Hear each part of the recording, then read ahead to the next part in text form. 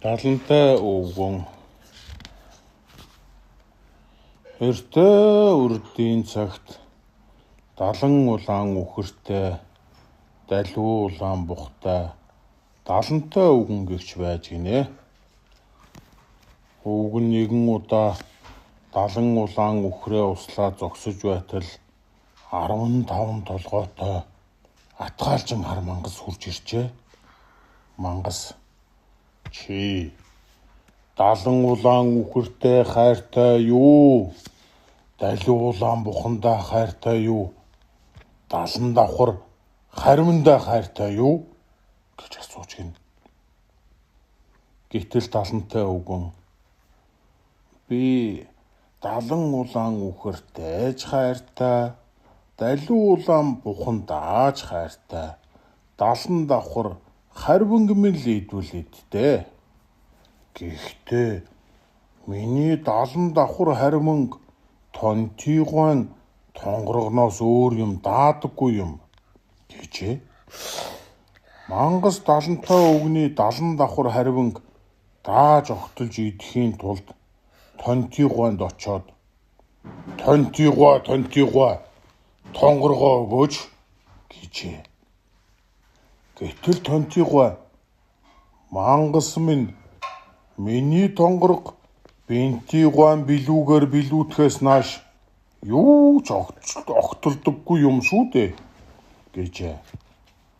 Мангас бинтигуанд очиж бинтигуа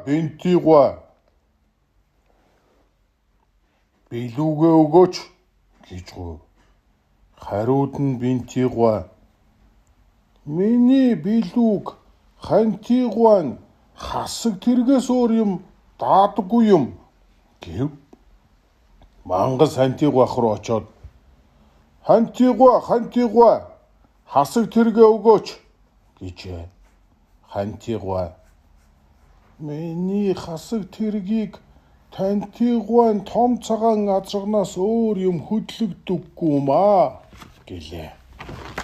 Мангас тантигуах руу очоод тантигуа том цагаан азаргаа өгөөч гэхэд тантигуа миний том цагаан азаргыг үнтигуан уурганаас өөр уургаар барьдаггүй юм шүү дээ гэж гин. Мангас үнтигуах руу очоод үнтигуа уургаа өгөөч гэжээ.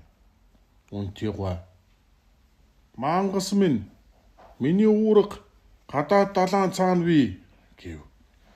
Мангас үнтигуа гадаад далайг яаж гатвалж уургыг чинь авдаг вүлээ гэж асуув. Үнтигуа хоёр мөрнөөсөө хонин чинээ чулуу зүүж далай гаталдаг юм гэжээ. Ингээд мангас далаа руу орохдоо живж үхэж гин. Тонти, бинти, ханти, танти, үнти далантай нар ах дүүс байсан тул арга зайлаар мангасыг дарж амар сайхан жаргасан юм гэдэг.